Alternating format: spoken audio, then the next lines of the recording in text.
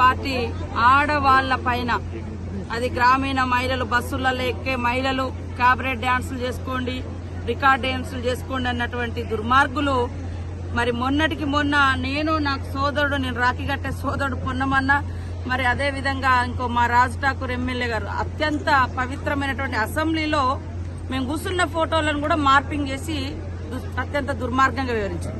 నిన్న మా జిల్లా సోదరిమణి కొండా సురేఖ మంత్రి గారు అక్కడ ఒక ఎంపీ గారు మెడలో ఆమెకు దండేసిండు, కండువ చేనేత నూలు దండేసిండు.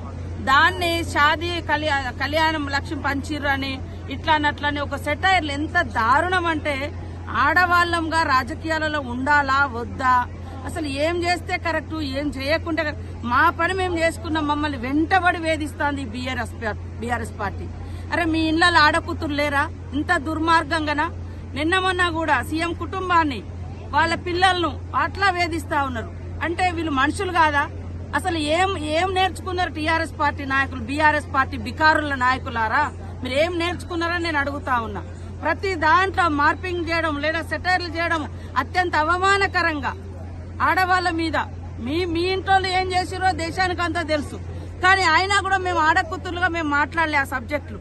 ఈ రోజు మరి మొన్నటికి మొన్న ఒక ఎమ్మెల్యే ఇగో గాజులు వేసుకొని అంటారు, గాజులు వేసుకున్న వాళ్ళందరూ ఇక్కడ పనికిరాట, వీళ్ళందరూ మరి ఎన్నో పనులు చేస్తున్నారు, అద్భుతాలు సృష్టిస్తున్నారు, ఈ దేశాన్ని ఏలినరు, ఇవాళ ప్రపంచాన్ని ఏలుతున్నారు.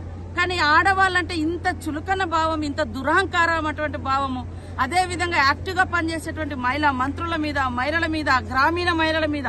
ఒకప్పుడు ఫ్యూడల్ వ్యవస్థ ఉండే ఇట్లాంటి కరీంనగర్ జిల్లాలలో గాని మన జిల్లాలో గాని 30-40 ఏళ్ల కింద 50 ఏళ్ల